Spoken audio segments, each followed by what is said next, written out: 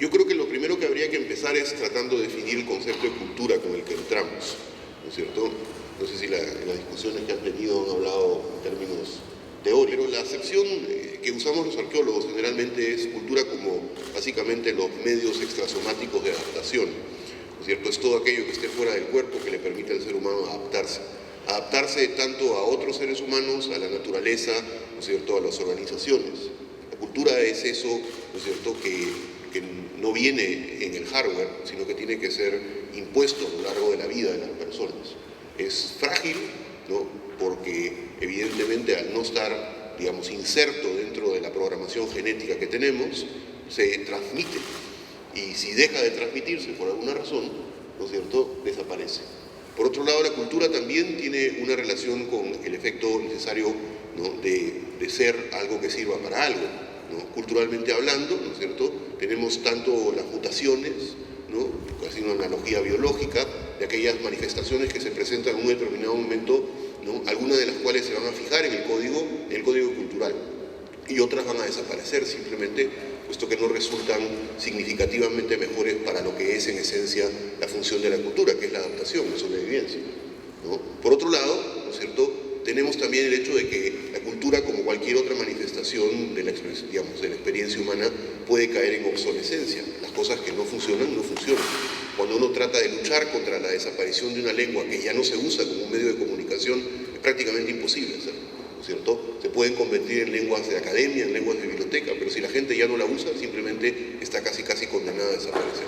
No podemos tratar de recuperarla, pero para recuperarla tenemos que darle sentido, ¿no es cierto? No solamente es un acto de voluntad, está relacionada con el hecho propio de que la cultura tiene que servir, ¿no? Y si otra expresión es más eficiente que esta, tarde o temprano la terminará reemplazando.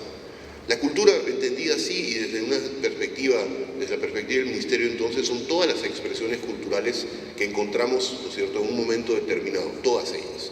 Y todas ellas, además, tienen que ser entendidas, y así lo entiendo yo, como expresiones que tienen sentido, que tienen una razón de ser, ¿no? Todas las expresiones que vemos en las manifestaciones culturales que reconocemos, pues tenemos un debate importante, interesantísimo, ¿no?, que yo considero que es central, que es la capacidad que tenemos de demostrar que las industrias culturales son industrias, ¿no es cierto?, producen desarrollo sostenible, se basan en la creatividad de las personas, tienen un arraigo, tienen un posicionamiento mucho más horizontal, ¿no?, que otras cosas. Y para esto, lamentablemente, tenemos que hablar el lingo de la gente que maneja la economía, ¿no es cierto? Tenemos que cifrar lo que decimos en términos que puedan convencer y entender a gente que van desde el CEPLAN, ¿no es cierto?, hasta el Ministerio de Economía y Finanzas y el Ministerio de Producción. Tenemos que insertar las industrias culturales como un factor estratégico en estos planes de diversificación, ¿no? Yo creo que ahí tenemos una tarea que no está dada, es una batalla que recién estamos empezando a dar, demostrar que efectivamente, ¿no es cierto?, nuestras industrias culturales tienen, ¿no?, una capacidad de contribuir no solamente con la economía, sino con el bienestar. Paradójicamente, por ejemplo, cuando llegué al ministerio me encontré con una cosa que para mí hubiera sido absolutamente, digamos, normal, o sea, que no existía, y es que el turismo cultural, que es la base del turismo en el Perú, no es una de nuestras industrias culturales, ¿no? Cuando evidentemente el turismo en el Perú tiene un enorme porcentaje, ¿no es cierto?, de, digamos, relación con el patrimonio cultural y no está representado. Pareciera que una vez que logramos cristalizar una industria cultural, ¿no?, que logramos darle sentido, que viabilidad económica, etcétera, entonces la sacamos de cultura, ¿no? Porque ya está, pero ahora hay que manejarlo de manera más eficiente y para eso hay que sacarla de este medio repleto de artistas, de cantantes, de bailarines, ¿no es cierto?, y pasarla a un medio que esté regido más bien por economistas, ¿no es cierto?, por administradores de empresas, por planificadores, lo cual crea evidentemente un conflicto. Y yo creo que esa tendencia es una tendencia nociva. Yo creo que a medida que el libro se convierte en una industria potente en el Perú, ¿no es cierto?, y últimamente a través de Filbo, de la feria que hemos tenido aquí, ¿no?, comenzamos a ver que la cosa arranca, ¿no es cierto?, los audiovisuales, particularmente el cine, comiencen a arraigar, digamos, a tener más éxitos, la gente ya comienza a pensar en películas que tienen éxito comercial, por ejemplo. Yo creo que vamos a tener, ¿no?, que pelear un poco para que estas industrias se queden dentro del campo de lo que es la cultura y no sean meras expresiones económicas, ¿no es cierto?, de creatividad. Yo creo que ahí tenemos un reto que es muy importante. La única forma de tener buenos elencos, buena orquesta sinfónica nacional, ¿no?, buen ballet, buen coro, buen elenco de folclore, ¿no ¿no es cierto?, es pagándole a la gente lo que tiene que pagarse, para que no se dediquen a tiempo completo a esto.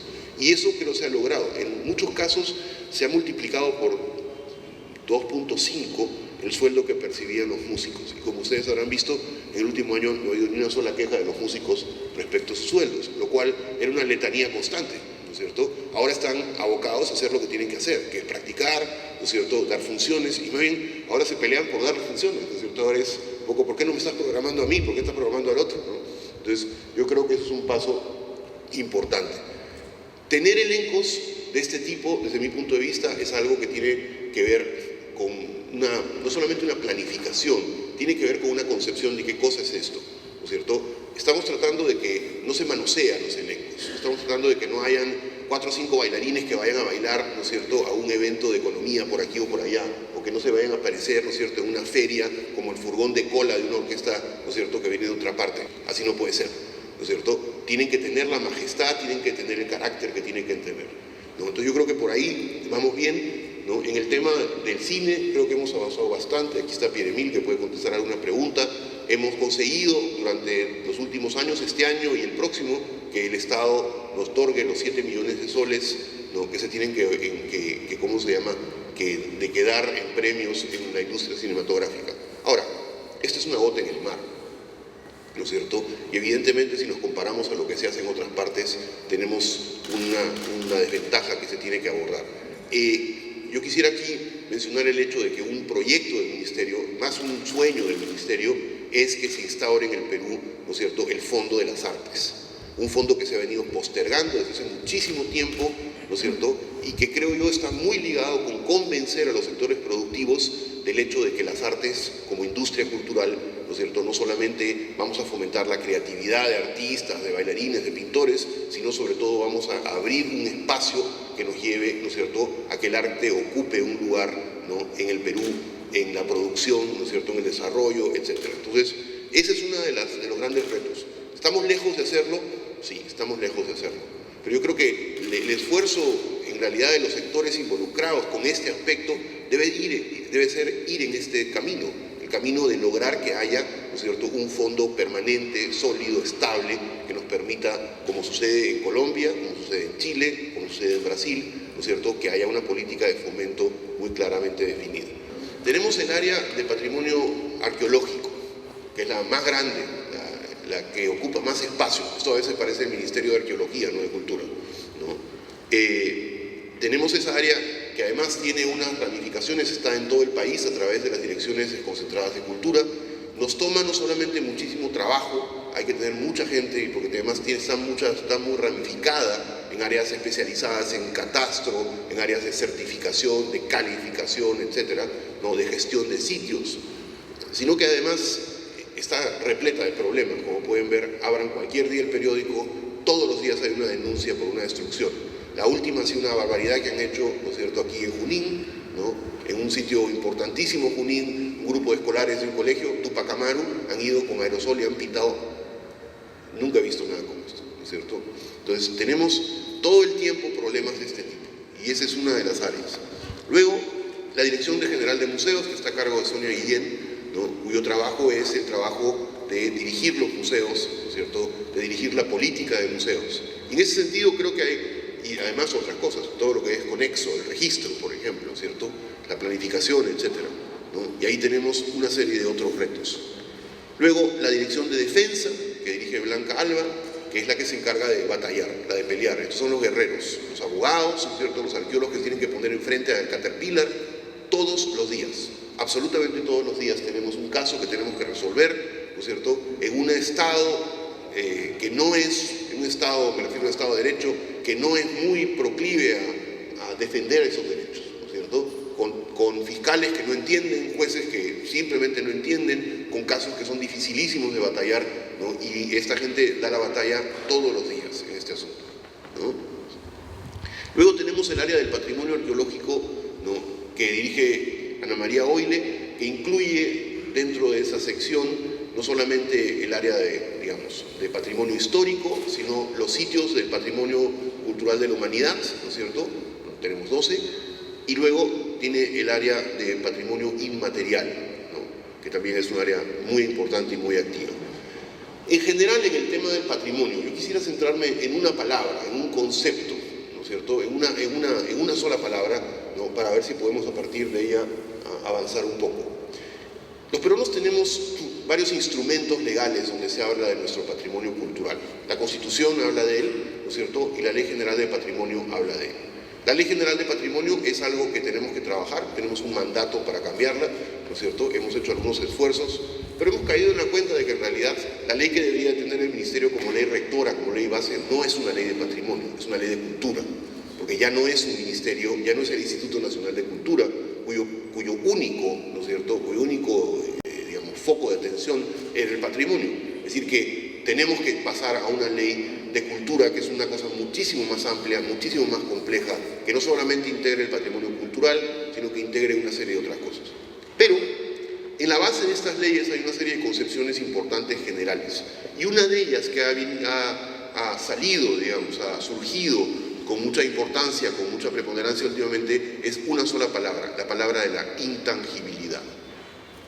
El patrimonio cultural del Perú, en el artículo 6 de la Ley General de Patrimonio, dice que es propiedad del Estado, ¿no es cierto?, independientemente de que se encuentre en propiedad pública o privada, independientemente de que haya sido descubierto o esté por descubrir, y tiene tres condiciones que lo protegen: es inalienable, es imprescriptible y es intangible. ¿Sí? ¿Y qué significa esa última palabra? Intangible. Porque es una palabra central para entender nuestra relación con el patrimonio. ¿Qué entendemos por intangible? Intangible en el diccionario significa aquello que no se puede tocar o que no se debe tocar. Es decir, que si el patrimonio cultural es intangible, el patrimonio cultural en general, no podemos tocarlo o no debemos de tocarlo. Y eso nos lleva a estas paradojas que tenemos en el Perú, de que en algunos casos se nos dice: ustedes no pueden hacer esto porque efectivamente el patrimonio es intangible. ¿Qué dice la Constitución de la República? La Constitución de la República solamente señala la palabra intangible en un caso, ¿no? Dice que son intangibles los fondos de pensiones, de las AFPs, digamos, ¿no? Eso es intangible. Ahora, no dice que no se pueden tocar, ¿no es cierto?, porque efectivamente las AFPs pueden negociarlos, pueden invertirlos, pueden perder plata, ¿no es cierto?, o pueden ganar dinero, es decir, que pueden manejarlos con mucha fluidez dentro de un régimen regulado evidentemente por la Superintendencia, ¿no es cierto?, de bancas, seguros y AFPs. Es decir, que incluso el concepto de intangibilidad, en el único lugar donde se menciona, no es absolutamente restrictivo, no tiene esa definición absoluta. Con relación al patrimonio, la Constitución no dice, ¿no es cierto?, que es intangible, lo dice la ley. Y la ley dice que es intangible, pero sin embargo la misma ley habla de cosas como investigaciones, ¿no es cierto?, de puesta en valor, de uso social. Es decir, que tampoco la ley, ¿no es cierto?, toma en su desarrollo una, digamos, definición que es absoluta, taxativa, ¿no es cierto?, y que de alguna manera cierra el patrimonio. Porque si el patrimonio cultural del Perú es verdaderamente intangible en toda la extensión y máximo uso de la palabra, entonces, señores, nosotros en esto estamos en el Cercado de Lima. Tendríamos que salir de aquí y caminar hasta la frontera, ¿no es cierto?, con Lince, ¿no?, porque estamos violando la ley. Porque Lima es una ciudad declarada Patrimonio Cultural de Humanidad y por lo tanto es intangible y por lo tanto nadie puede estar acá. Pero tampoco nadie podría estar en Arequipa, en el centro histórico, ni en el Cusco. Nadie podría ir a Machu Picchu, ¿no es cierto?, porque evidentemente es un sitio intangible. Entonces, ¿a qué nos referimos cuando hablamos de intangibilidad? Que es la base, la esencia de la relación que tenemos con el patrimonio. ¿Sí? ¿Qué cosa es esto de intangible? Hemos estado trabajando en esto con ayuda de varios ministerios, del Ministerio de Justicia, de una serie de, ¿no?, para lograr una definición. Porque fíjense, si el patrimonio cultural es intangible, cada vez que un arqueólogo del Ministerio de Cultura autoriza una acción, por ejemplo, autoriza que se conserve una ruina o que no se caiga una pared y ese sitio es tocado, ¿no?, estamos violando la ley. Cada vez que la Municipalidad de Lima quiere emprender un proyecto de limpieza en las huacas, está violando la ley. Cada vez que ponemos en valor un sitio para que lo use un turista, estamos violando la ley. ¿Se dan cuenta? Entonces, evidentemente, el concepto no es el concepto general, es el concepto, digamos, es un concepto más bien restringido. Es un concepto que aparentemente liga la condición de intangibilidad con la condición que le da el hecho de poder, bajo un régimen regulado, actuar sobre él. Es decir, que si no tengo esa regulación, que es la regulación que generan los procedimientos y las normas, ¿no es cierto?, que da el Ministerio de Cultura, entonces efectivamente es intangible. No se puede tocar, excepto que se toque bajo un régimen regulado. Y ese régimen regulado, evidentemente, ¿no?, tiene una serie de condiciones, ¿no es cierto?, y considera una serie de diferentes acciones de investigación, puesta en valor, ¿no es cierto?, uso social, uso turístico y muchas otras cosas más. ¿Estamos de acuerdo? ¿Qué hacemos con Puruchuco?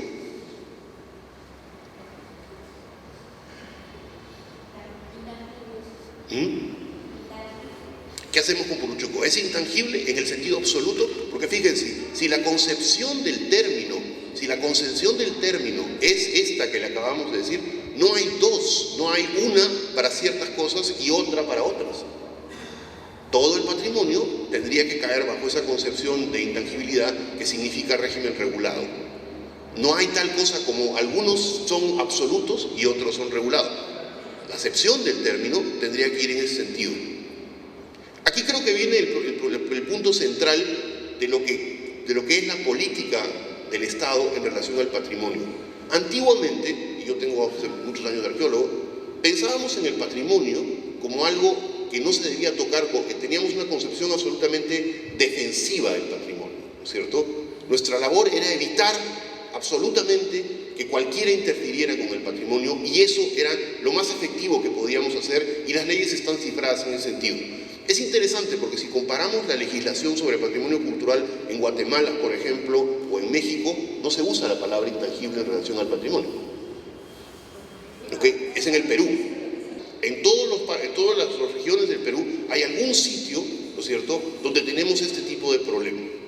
¿Ven? Y es un tema realmente complicado. Y es un tema que verdaderamente podría inmovilizar al Estado. En el Perú, una concepción absolutamente, digamos, absoluta y cerrada del patrimonio pararía el país. Tendría yo que, por ejemplo, cerrar la carretera que va de Trujillo a Huanchaco, porque está pasando por la mitad de Chalchán. Tendría que cerrar la carretera Panamericana Sur, ¿no es cierto?, porque atraviesa la zona monumental de las líneas de Nazca, ¿no es cierto? Tendría que evacuar pueblos enteros, tendría que literalmente impedir que se hagan prácticamente todas las obras públicas que se planeen en el país. Porque en el Perú es imposible.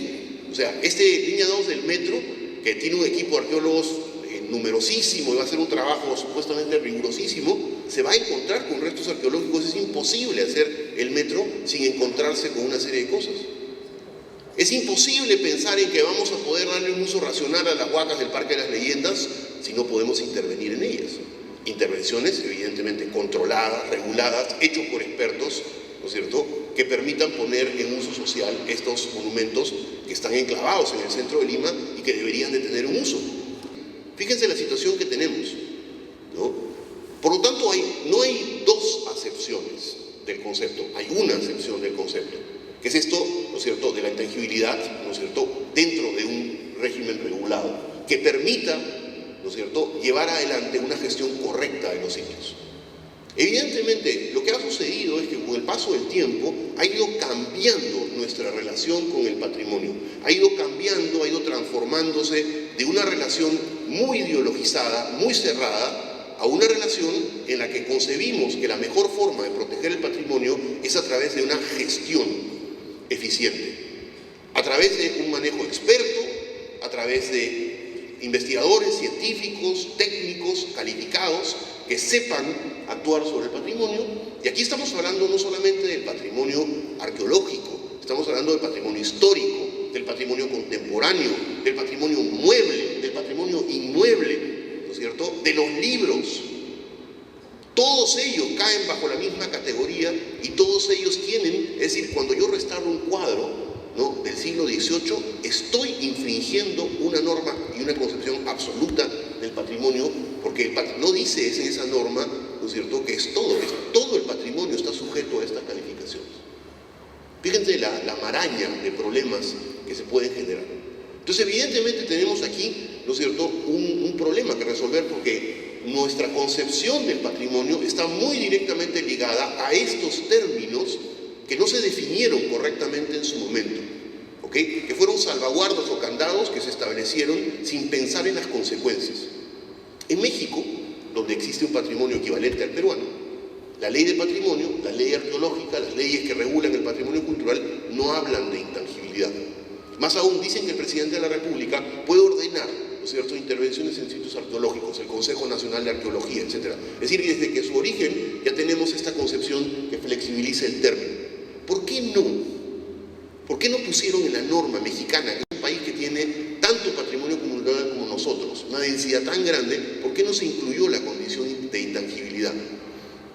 No sé la respuesta a esa pregunta, francamente, pero creo que va por el camino, ¿no es cierto?, de que bajo esa concepción, y además una concepción cerrada, ¿no es cierto?, tendríamos, ¿no?, severos problemas para actuar sobre el patrimonio. Yo considero que la gestión del patrimonio, yo considero que una gestión adecuada, regulada, una concepción que vaya hacia la profesionalización de los actores, ¿no es cierto?, porque además los actores no son siempre el Estado. La mayor parte de las intervenciones que se hacen con relación al patrimonio, mueble o inmueble, histórico o arqueológico, no se dan por el Estado, se dan por particulares, ¿no es cierto? Hay una industria cultural de conservadores, hay una industria cultural de restauradores de cuadros, hay una industria cultural, ¿no es cierto?, relacionada con la gente que tiene una vida, ¿no?, con el patrimonio, que tiene que tener este grado de regulación y que tiene que tener, ¿no es cierto?, por lo tanto, un marco que le permita actuar adecuadamente. ¿Debe de permitirse un teleférico en Machu Picchu?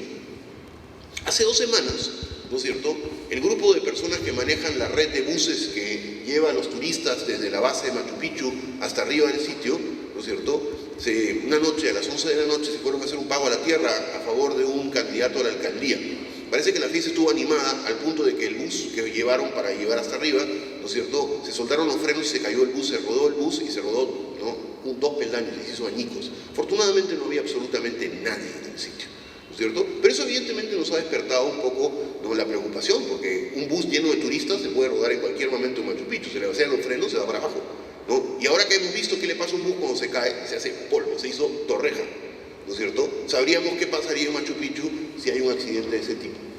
Tenemos un sistema vetusto, con buses, ¿no es cierto?, que no están, evidentemente, no están al día, ¿no?, un sistema ineficientísimo que genera además polución. ¿Cómo debemos enfrentarlo? Seguimos cerrándonos y diciendo, la única forma es el status quo. No toquemos el asunto, no hablemos del asunto, no mencionemos el hecho de que tenemos un problema que resolver. Hace 2 semanas han habido colas a raíz de la caída de ese bus y otros problemas. El proveedor de servicios que tenía que darnos 24 buses en operación en Machu Picchu había bajado a 14 buses. Y claro, habían colas de 2 kilómetros para subir a Machu Picchu y bajar de Machu Picchu. Pero nosotros no lo regulamos. Esto es un negocio de la municipalidad, porque el zigzag que sube a Machu Picchu es una calle pública, se llama la avenida Hiram-Bingham, ¿no es cierto? Y los buses que suben son un transporte público, es como el Covida o el Chama, ¿sí? Entonces tenemos un sistema que es absolutamente vetusto, ¿sí? Y por lo tanto, es nuestra incapacidad de tomar decisiones, ¿no es cierto?, que manejen las cosas, lo que lleva, creo yo, a los problemas que tenemos en relación, por ejemplo, a nuestro patrimonio arqueológico e histórico, ¿sí? Las casas están cayendo en Lima. ¿Qué podemos hacer? Pues nada, porque como es patrimonio intangible, no se pueden tocar absolutamente, ¿no es cierto?, y no hay forma de negociar y que se caigan las casas abajo.